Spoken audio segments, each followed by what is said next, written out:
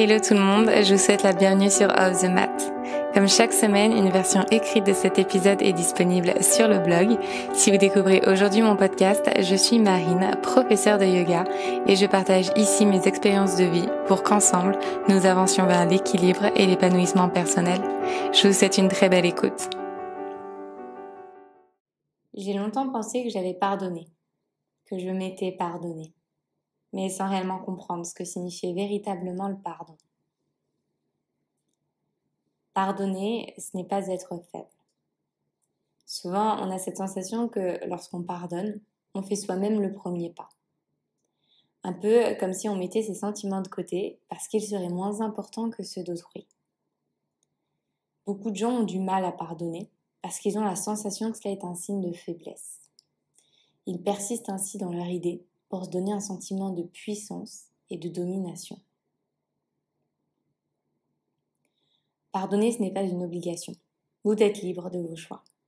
Si vous décidez de ne pas pardonner, c'est votre décision. Il n'y a pas d'obligation à pardonner si vous n'êtes pas prêt ou pas prête. Car oui, nous avons tous et toutes besoin de cette phase que j'aime appeler tampon. C'est pendant cette phase que vous allez comprendre vos émotions et vos pensées, que vous allez cultiver la haine, la tristesse, la déception. Votre volonté de ne pas pardonner sera alimentée par ces émotions. Et c'est normal, c'est humain. C'est humain de ressentir de telles émotions lorsqu'on a le sentiment d'avoir été trahi. Est-ce votre ego qui s'exprime ? Complètement. Est-ce un problème de laisser votre ego s'exprimer ? Absolument pas. Parfois, nous avons besoin de cette phase pour cultiver l'amour que l'on a de soi. C'est un mécanisme un peu d'autodéfense.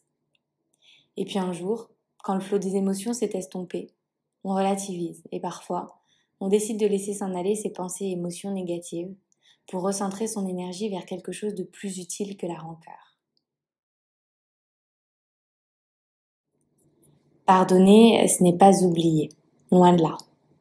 Lorsque vous acceptez de pardonner avec votre cœur, ni lui ni votre âme effacent les blessures qui vous ont été causées. Et c'est dans tous les cas pas le but du pardon. Personne ne peut effacer l'expérience douloureuse que vous avez vécue, et il serait de toute façon dommage de la voir disparaître. Parce que c'est dans la douleur et la déception que l'on construit sa force. C'est dans les expériences difficiles que l'on apprend à se connaître. La vie n'est pas un long fleuve tranquille, mais elle y mène.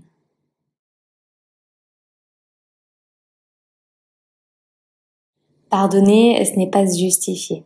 Lorsque vous pardonnez, vous n'avez pas besoin de vous justifier, pas besoin de justifier ce que vous avez ressenti. Il n'existe pas d'échelle de la douleur et vous ne pouvez pas vous excuser d'avoir instinctivement ressenti. Le pardon, ce n'est pas s'en vouloir ou se dire que l'on aurait pu réagir plutôt ainsi. Accueillez et assumez pleinement vos émotions. Pardonner, ce n'est pas obtenir justice.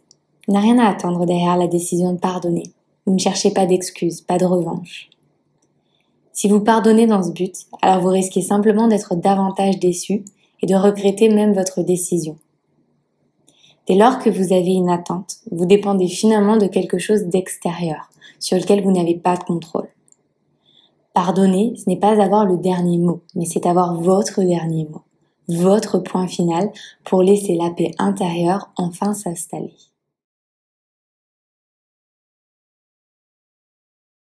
Pardonner, ce n'est pas avoir pitié. Si vous choisissez le pardon, motivé par la compassion pour autrui, alors vous foncez droit dans le mur. Rappelez-vous que vos émotions valent tout autant que celles des autres. Si vous avez souffert, dites-le. Défendre ses sentiments, c'est une preuve d'amour de soi. Vous n'avez pas à mettre vos émotions de côté parce que vous avez peur du rejet, peur du conflit, peur de blesser. Je répète, vous méritez d'être considéré. Vos émotions méritent d'être considérées.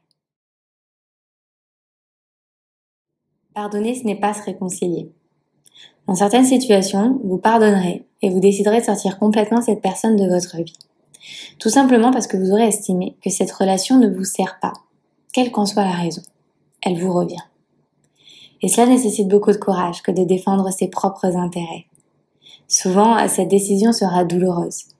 Qui n'a pas un jour souffert de prendre ses distances avec une relation amicale ou amoureuse, qu'elle soit ou non de longue date. Lorsque l'on est blessé, C'est finalement parce que la personne avait de l'importance pour nous. Et puis dans d'autres situations, vous pardonnerez et vous choisirez de garder cette personne dans votre vie.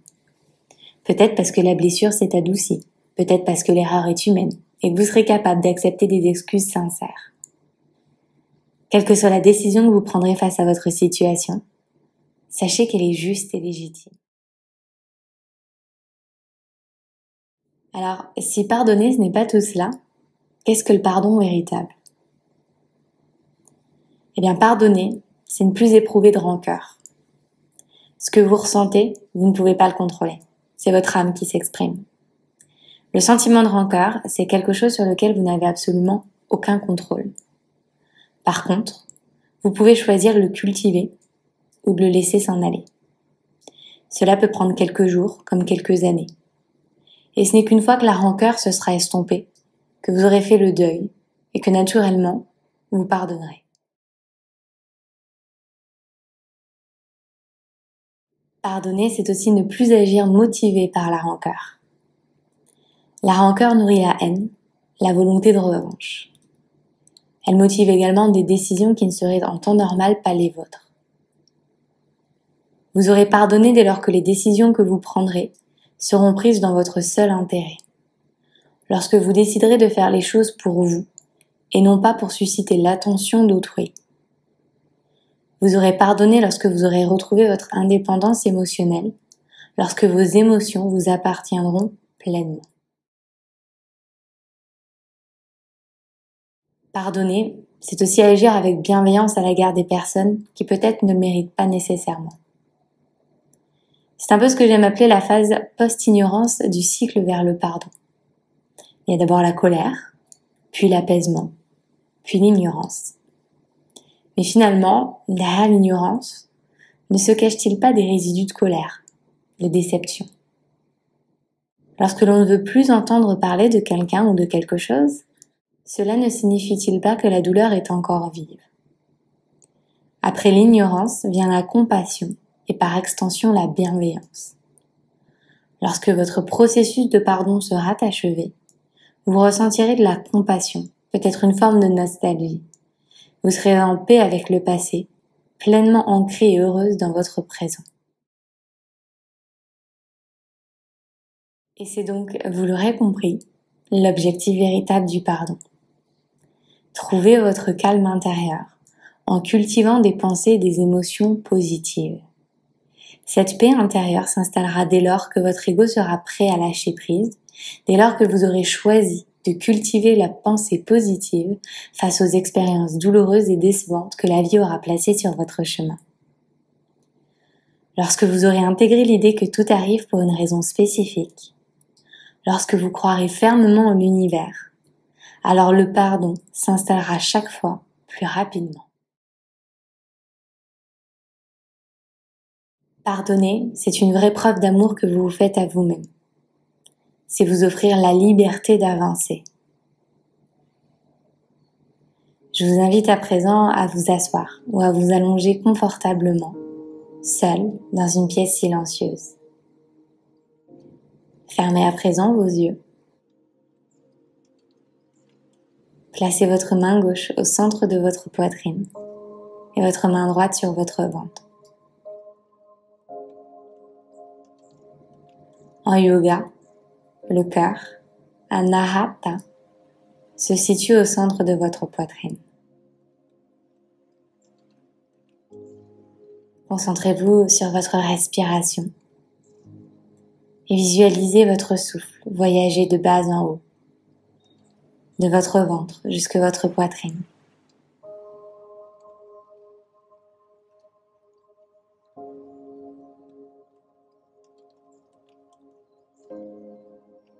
Ressentez les mouvements sous vos mains.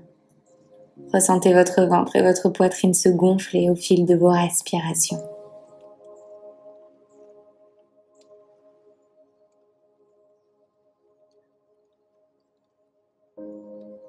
Portez à présent votre attention sur ce point de connexion entre votre main gauche et votre cœur, Anahata. Visualisez à cet endroit une sphère noire qui renferme votre colère, votre tristesse, votre déception.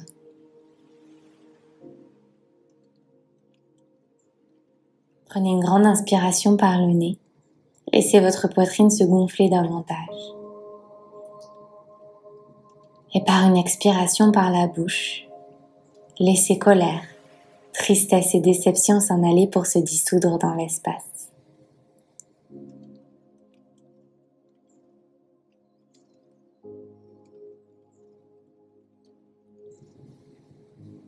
Observez à nouveau votre sphère, désormais vide et translucide.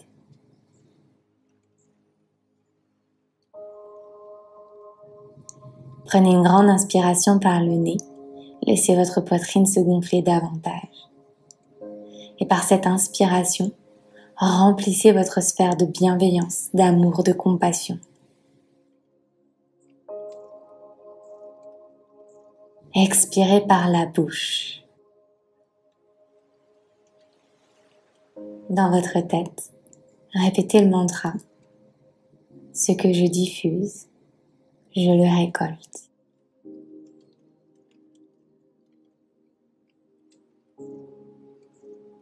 Laissez ces mots résonner en vous, leurs vibrations se diffuser dans votre corps.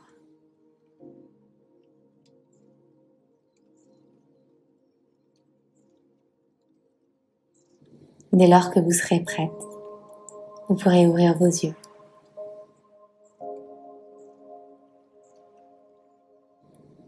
Namasté. J'espère que ces mots résonneront en vous et qu'ils vous inspireront dans votre chemin de vie. Si cet épisode vous a plu, n'hésitez pas à écouter le reste de la playlist et à rejoindre dès aujourd'hui Luna, une communauté bienveillante que j'ai à cœur de guider chaque semaine vers le bien-être et la pensée positive au travers de mots doux inspirants. Encore merci pour votre écoute et je vous dis à très vite.